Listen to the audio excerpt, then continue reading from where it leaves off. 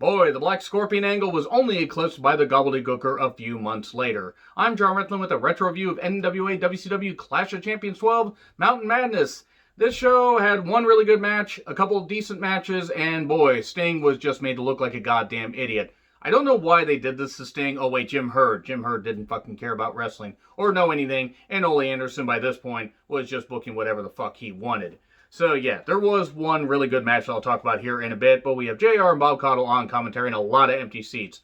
Holy fuck, WCW had fallen into the goddamn hole and they couldn't get out of it. And the Freebirds video, Bad Street, Atlanta, GA, and I'm not going to try to sing it, though I will say that Michael Hayes was a better singer than he was a wrestler. Hayes and Garvin with Buddy Roberts. Buddy Roberts had an injury, so he couldn't compete, and so it was changed into a tag match with Buddy Roberts being in the corner versus the Wild-Eyed Southern Boys and Bullet Bob Armstrong, who just recently passed away, and it was actually kind of cool to see him get in a little bit into this match and seeing, even in 1990, just how in incredible shape he was. I mean, I think he was like 50 by this point, and he was still in phenomenal shape. Hell, he was in better shape than anybody in the goddamn ring. That's not a knock against it, well, at least the Southern Boys. I don't really give a shit about the Freebirds, but I digress. So many Rebel flags. They had their faces painted with Rebel flags, and you had the Wild-Eyed Southern Boys, and so many Rebel flags. Rebel flags for days, my God. With a Rebel flag, we want more. And it was fine. There were a lot of rest holds because Hayes and Garvin really couldn't do anything anymore.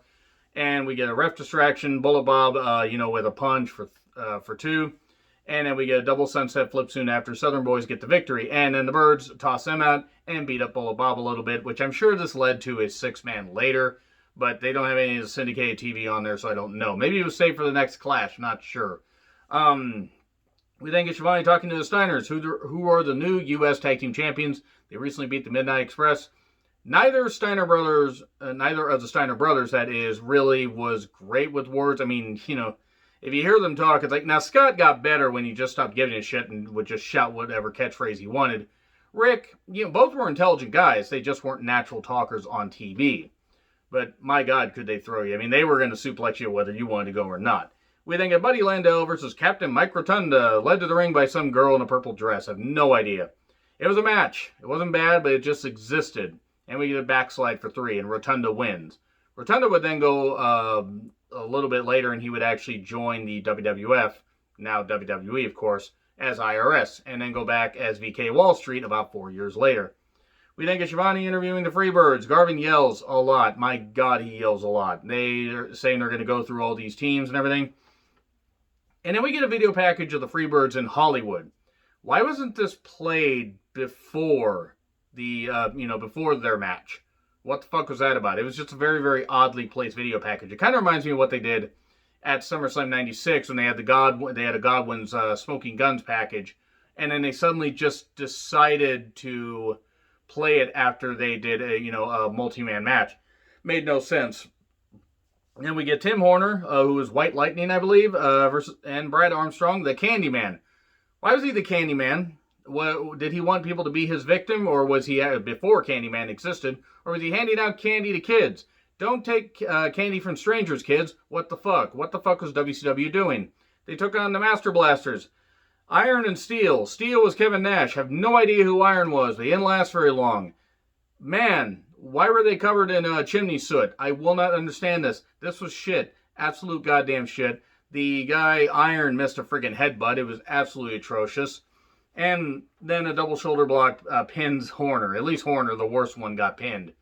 But my God. Brian Millen then says Black Scorpion in an interview about 50,000 times, and then talks about a gauntlet match for 15 grand. You get 3 randomly selected opponents. You must beat them on the 3 syndicated shows in a row, and then you get a $15,000 prize. If you even lose the last one, then the prize gets divided among the 3 people. Okay, cool, whatever. It was like the Team Challenge series, only WCW was losing way more money than the AWA. They would fold soon after this, by the way. And then we get Missy Hyatt interviewing Ric Flair. Well, that happened. Missy Hyatt had a whole lot of big 80s to 90s hair here. And Missy Hyatt was actually a really good promo, but they made her a babyface for no reason. They made her somebody that wasn't going to be a bitch on TV when that played to her strengths, because she was really good at playing that on TV. It was just very odd. And then get the Nasty Boys versus Terry Taylor and Jackie Fulton. Jackie Fulton tried. I think he was very young in his career here. Terry Taylor trying to scrub off the stink of the Red Rooster, and he was just recently the Red Rooster, I believe, earlier that year. It was a filler tag. The Nasty Boys left soon after this, and there were a lot of mullets. Fucking hell, again, so many mullets, so many goddamn mullets. Good lord. Mid-air power slam and elbow for 3. Nasty Boys won. And then Sid Vicious yells a lot about wanting Sting. He won Sting in the worst way. Again, more mullets. And then we get Wild Bill Irwin versus Tommy Rich in 1990. And this match was about as good as you would expect of a Tommy Rich match in 1990. And a Bill Irwin match in 1990. Thez press for 3. Tommy Rich won. Tommy Rich was getting a lot of wins on WCW programming in 90 for some reason. And then we get Stan Hansen yelling about the rankings because he was ranked number 6 and said he's going to prove that he's better than number 6. He hates the number 6 for some reason. And then we get Bambi. I think Bambi versus Susan Sexton, women's title match. Some women's title match. LPWA, I believe. Was Bambi the same? Now, I haven't seen it a bit. Was Bambi the same one that had that was defending Moolah in the Dark Side of the Ring episode? If so, fuck that idiot. If not, I will retract that statement. But I think she was. She kind of looks familiar. Fabulous Moolah deserves to burn in hell for what she fucking did. So it wasn't exactly an exciting match, nothing against the talent levels of either of these women. Inside Cradle for 3. We then get Maximum Overdrive, the Hunter and the Silencer. I have no idea who these guys are. They were like Discount Jerry Flynn. You know how bad you have to be Discount Jerry Flynn in a WCW ring? Hey, I'm sure that guy has some skills. They just didn't translate to the ring. They took on the Steiners, and the Steiners, just got a friggin' amount of adulation. Had to choose my words carefully there. DDT off the ropes for 3. Good stuff. More ridiculous teams. We then get Stan Hansen versus a Z-Man. Big old lariat from, nearly blind without his glasses. Stan Hansen for 3. Z-Man got beat pretty easily. No complaints here. Now we get to the one good match. After we see footage of Luger versus Flair from Wrestle War 90. Ric Flair versus Lex Luger U.S. Championship match. Go out of your way to watch this. And this is coming from somebody that has never been a fan of Lex Luger and never will be a fan of Lex Luger. Lex Luger and Ric Flair probably had one of Flair's top 3 best feuds, in my personal opinion. At least at this point in his career, for like the rest of his career from this point. Dusty ranks above it, Sting may rank above it. Lex Luger, the feud they had, the matches they had in 88, they had great matches in 90. Luger was able to have his weaknesses, hidden by Flair, and Flair could get the best out of Luger. He just really could, and they had an incredible series of matches in 1990. It was great shit. Really, really good shit, and this is fucking fabulous. Flair faked an arm injury, just to gain advantage. It went all over the place, a great pace. Luger was motivated. When Luger was motivated, and I hate to say this, Luger actually could do some good shit. And Luger looks like he's about to win by count up, but then Hansen attacks him because it's going to set up a U.S. title match at Halloween Havoc, where Stan Hansen, of all people, is going to win the U.S. title to end Luger's 15-month title reign, or 16-month title reign, I think. And then 523 days, so I think it was a little bit longer than that.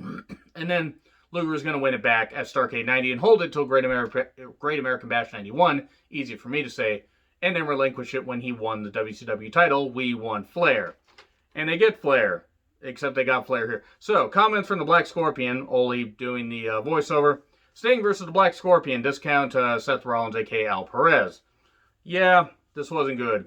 It wasn't. Al Perez was never really all that good, and Sting hit a Stinger Splash for 3. The stipulation was the Black Scorpion would have to unmask. Oh no! He has another mask on underneath. And then another Black Scorpion appears on the stage. Who the hell was the Black Scorpion? Who the hell cares? I actually, that guy had a mustache, so it might have been Stan Hansen for all we know. Maybe it was Bill Irwin. Except it was a little bit too tall to be Bill Irwin. And then Sting's upset. JR says, we've gotten some info from the Black Scorpion. Somebody from your past. 1986 is a key. California is the state. People were thinking it might be the Ultimate Warrior, and the Ultimate Warrior was going to leave and go to WCW, except he was in the midst of a 9-month WWF Championship run and would have been stupid to leave. Plus, Vince McMahon was stupid enough to keep giving the Warrior money. Fuck the Ultimate Warrior, I'm glad he's dead. And then Sid comes down and yells at Sting about wanting a shot, and then attacks Sting and is going to get that, and that's pretty much it right there. That's the end of the Clash of the Champions 12, Mountain Madness. Mountaintop Motel Madness. This was really, besides that Sting, or not to say the Flair Luger match, you really aren't missing much here. But anyway, agree, disagree, what I said. Like, share, subscribe, Twitter handle in the description. I'm John Ritlin. I'll see you soon.